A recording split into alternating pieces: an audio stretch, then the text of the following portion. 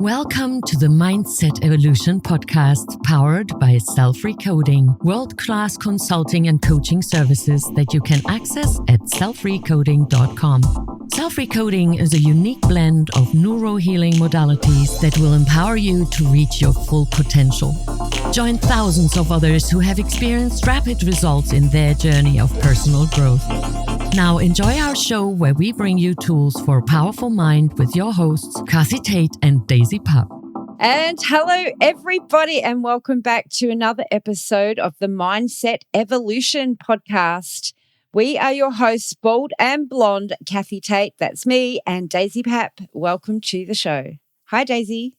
Hello, and welcome everyone who sees us and everyone who listens to us. What's up your sleeves today?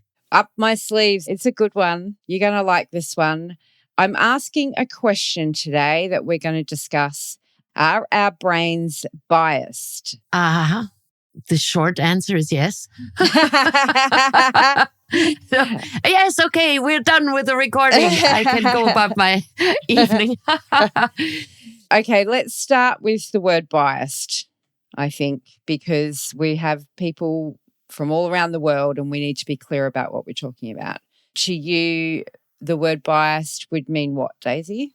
To me, it would mean that it appears as if there was a decision already made. So before really thinking about it, it's prejudice to me, which is a very healthy thing because, for example, when I open my fridge and I'm really hungry, but there's some really moldy food in there, then I'm glad that I'm prejudiced. Yeah, I have prejudice towards the ugly look of my food, so I wouldn't eat it. Nothing wrong about that. The question is, how do we use it?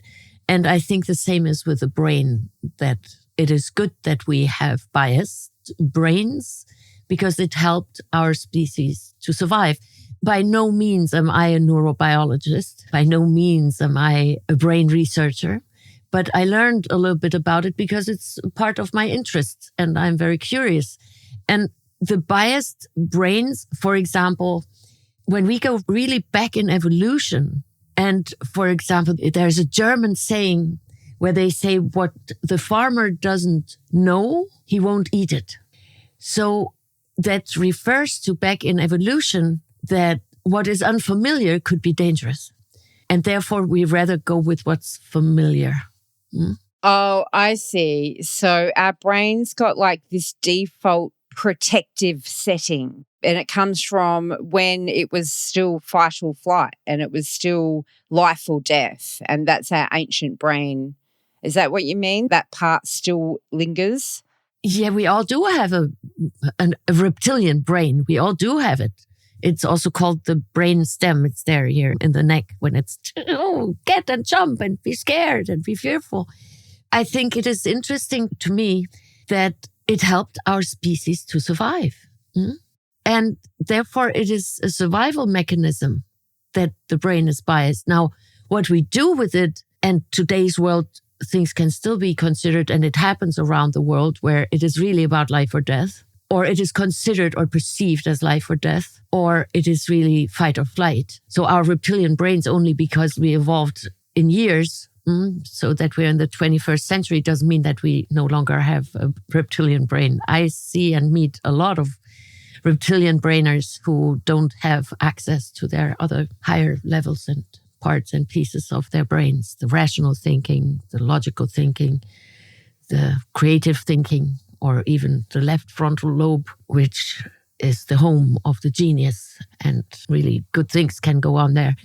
Now, while we are in reptilian mode, then we are not really able to handle any situation logically or rationally. What we do, then we fall back to childhood behavior. So before that happens, so let's say you tell me something, this happened to the dog. And if I have past experience that can relate to that, what you're sharing with me, let's say I have a similar experience in my past, or I heard of someone, then I have a connection that I can make. And then I'm tending to project what happened in the story that I remember of. That is what happened in your story. That's also part of bias, I think. And it's also that we fall back into childhood behavior. So, for example, when you ask me something, Daisy, but did you do that? Whatever. Did you send me the file? And I tell you, no, of course I didn't. I couldn't do it. So that's the defense mechanism. When that doesn't work, then I fall maybe back into childhood behavior and throw a temper tantrum. Wah! And then if that doesn't work, then we shock freeze. So faint. That's another one. So that some people do that very elegantly while they're still fully conscious by just taking 200 steps back and giving you the silent treatment. May sound familiar to one or the other of our listeners. It is good to have a biased brain. The question is, what do we do with it? Because when I use it every single day and it holds me back and doesn't support me, but holds me back. For example, oh, Daisy, would you like to try out the paddleboard? Tomorrow will be nice weather. No, I can't because tomorrow is the 3rd of the month and on 3rds I cannot do paddleboarding, let's say. If I have that superstition. Many people have many superstitions. And we oftentimes have them without even being aware of having them, because then they don't fall in the obvious category of superstition.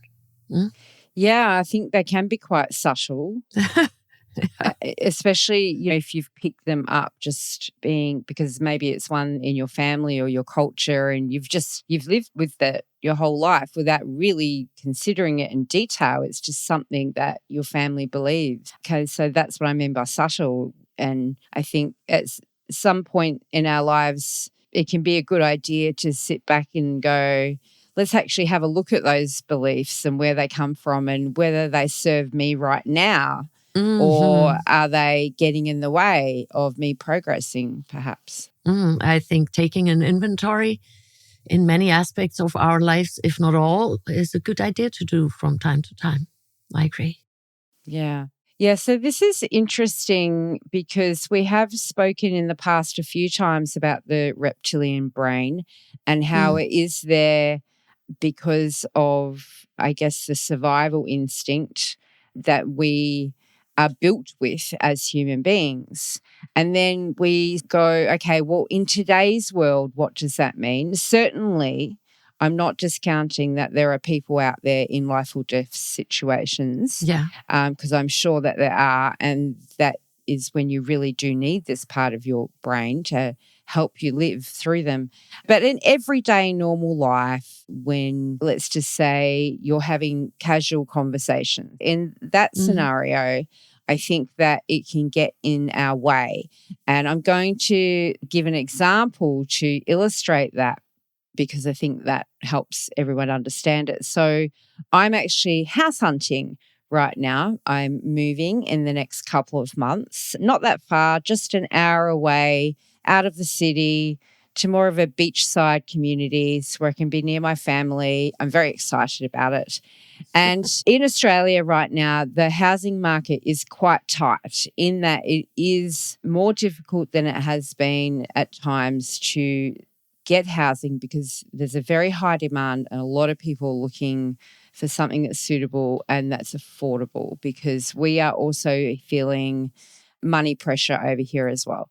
So there's a lot of people going and inspecting. And so when you talk about it to somebody, oh, I'm house hunting, need to move, and their automatic reaction, it seems to me, not just on this subject either, but on lots of things, seems to be in the negative. It's, oh, it's a bad time right now, and, oh, that's going to take ages, or, oh, I hated it when I had to do that because it was so frustrating, or things like that, which to me were very negative and not very supportive of what I'm trying to embark on, because I know it's challenging right now, and I, having learned all the things I've learned, use my mindset to overcome that and look at it in an entirely different way so that I can succeed in my hunt. This is how I've done this a lot. So I believe I've got my own little system down pat for beating the market because I think about it differently. And that may sound a bit loony, but it works for me. And so that's a good example of how people automatically come back in the negative. Now, maybe that comes from a place of worry or fear, or just maybe it's more that in society now, we're a little bit conditioned to thinking of the negatives all the time. So I thought that'd be an interesting thing to talk about, because I think that probably a lot of people out there experience it or even do it. Yeah, there are two things. I think it is a good idea to have a look at the difference between danger and fear, because danger is very real, but fear is something that we can control. And the other thing is to observe that some people have a style of showing empathy with negativity. It's a question of style. When you come to me with that concern, like, oh yeah, I'm going house hunting now. I said, well, good luck with that. That's one thing that I could say. I could say, oh, that's horrible. Oh, I remember my great-grandmother's neighbors had to move and it was so... That's my alignment and projecting then on you based on my reconstruction of memory that I didn't even live through, but storytelling dropped down or drizzled down to me, to my generation. And then there is another part that I think is important to note, that during the evolution of our species, the one who saw the danger first had greater chances to survive. So the one who sees the danger first is the most likely to survive. Yeah, let's think about it in today's world. You're driving in your car or you're walking on the street and you see a tree is falling. The one who sees it first or sees that it's dangerous and acknowledges it has greater chances to survive than the one who's, oh no, it's just a tree. And then boom, it falls. That is something that we're born with, and I think it is a good thing. The question is, how do we utilize it? Or when? Or when, yes. Is it timely? Is it supportive? But then, again, it depends on the emotional home. Let me explain that a little bit. I do not remember how it's called. I do believe it's called Tumbler. These little wooden dolls that had sand in the bottom, and when you pushed it, then it would wiggle waggle a little bit back and stay forth, upright. Yes. Yes, I had one of those. Yeah. So some people have their emotional home. Okay, there comes the big storm and off they go, but then they come back into their contentedness or in their, let's say, natural state of harmony to a degree. And then there are people, when you look at it as if there was sand in the bottom, that their figure is more to the side, tilted to the side, and that sand got settled the same way. So they may have a happy moment for a moment, and then they go back into their emotional home.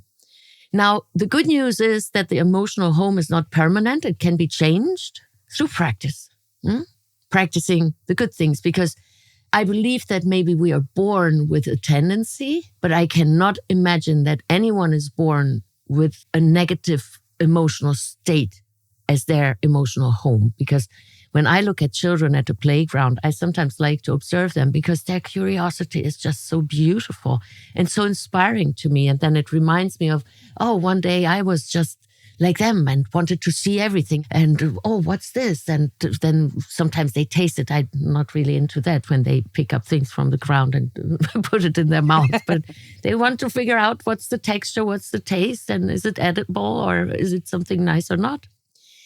And I think that, for example, as a mother, when we look at children or we look at our children, let's say when my child was still a baby or very young, I was biased too, based on what I was conditioned to, on what my parents were biased by. No, this is not how we do it. So then when I see it elsewhere, no, this is not how we do it. That's the bias.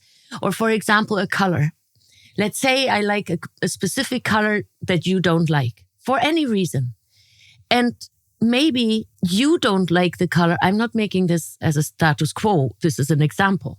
But let's say maybe you liked that color when you were little and then you were drawing something beautiful. And maybe someone told you, no, this is not the color that we use there. I don't know. Maybe you don't even remember. Most likely you won't. But there are so many things that are stored in the unconscious that create our bias. Now, I think it's a good idea to have a look at it and question it more often than not, instead of living the rest of your life with all the biases that you inherited, got accustomed to, got conditioned to, or just maybe copycat from somewhere else. Yeah, I think that's a good point. I think we can use it to advantage too. And this is what I feel like I've done with my little house hunting system. So I take my natural sort of reactions that are negative about how difficult it might be or how challenging this part is or all the things you've got to do to be able to even get to the point of applying, let alone finding something affordable in the right area, available, and then there's 50 people wanting it. So it can be overwhelming if you look at all the challenges around it. But I like to come at it from the opposite direction. But knowing about the challenges, I think then you're much more equipped to combat them or to use them to your advantage.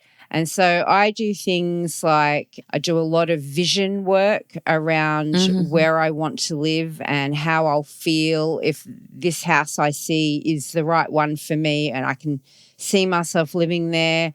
I'll do lots of meditative vision work around that. I usually come at from a practical side to make myself look like the best applicant they could possibly have. And Absolutely. Then I offer more than they're asking. Just a little bit, maybe $10 or $20. And that method of doing it that way has worked, I'm going to say, 85% of the time. And so I haven't had such a stressful experience.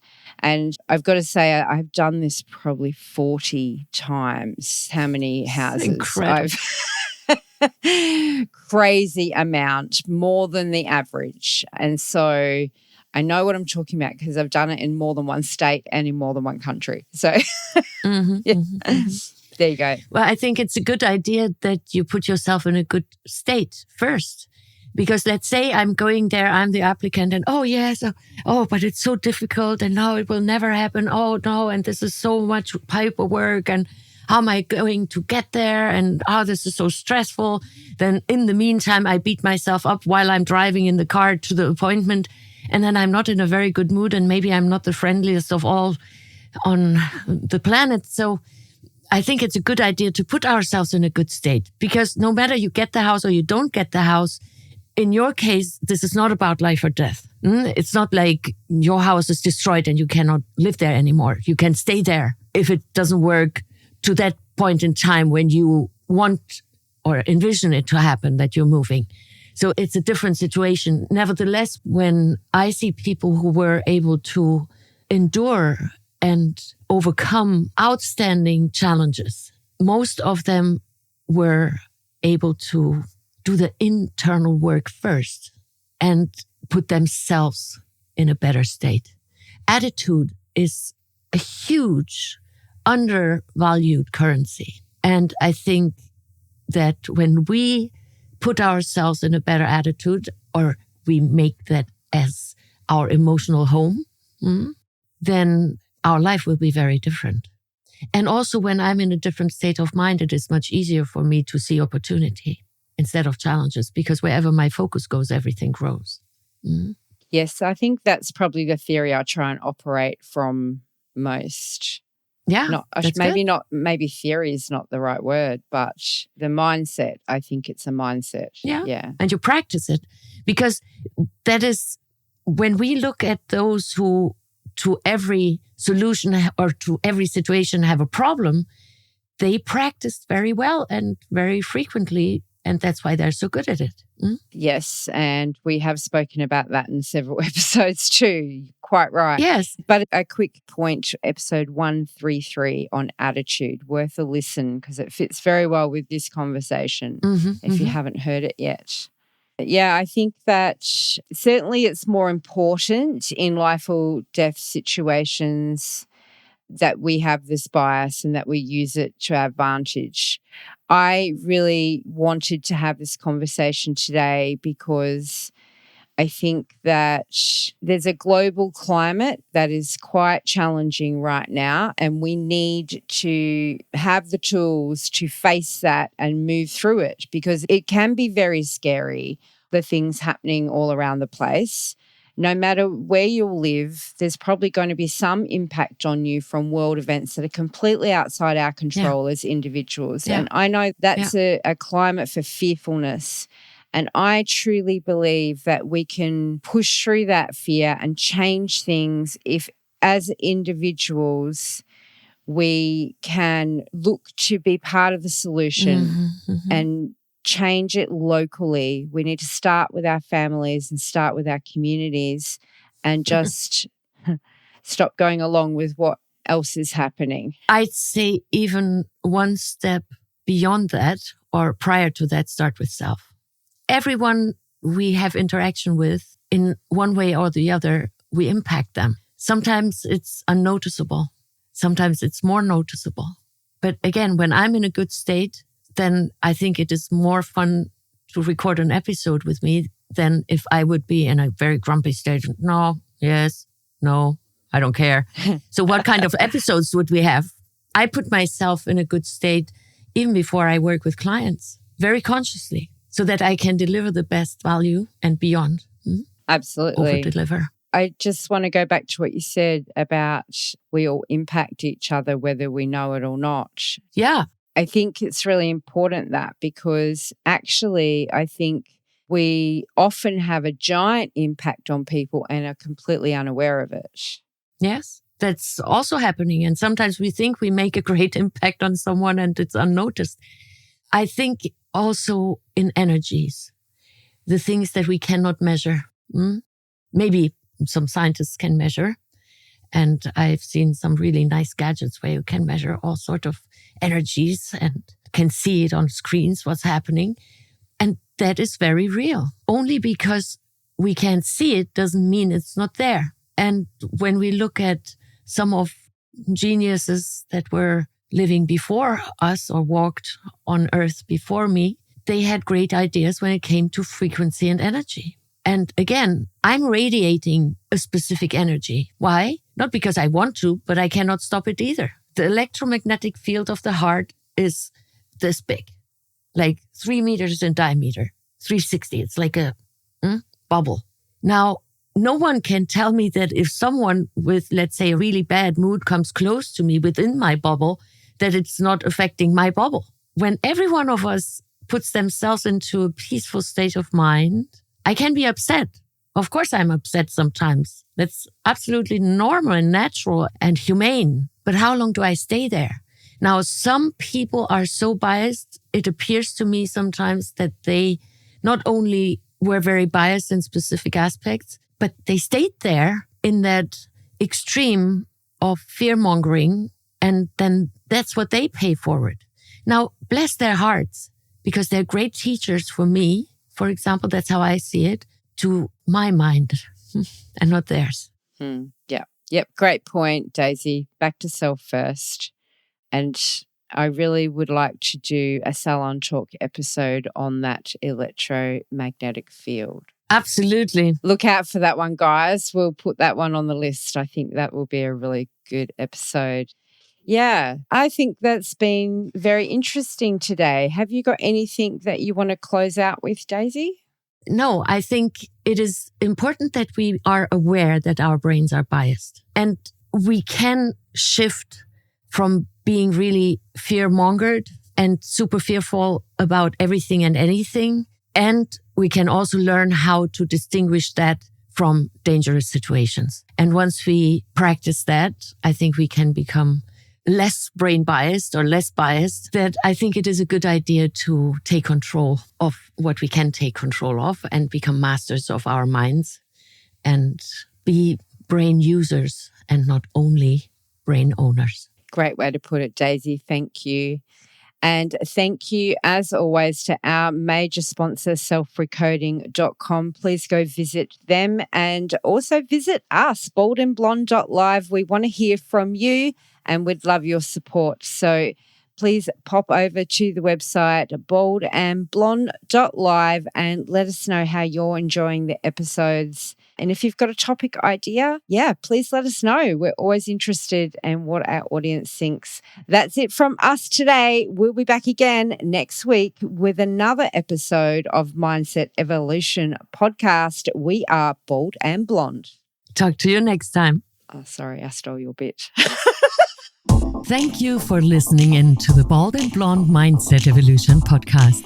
Please share our show with your family and friends. Together, we make this world a better place for you, for us, for future generations. When you need consulting or coaching, visit selfrecoding.com. Also, please remember to rate us 5 stars and leave a review and support us at boldandblonde.live. Talk to you soon.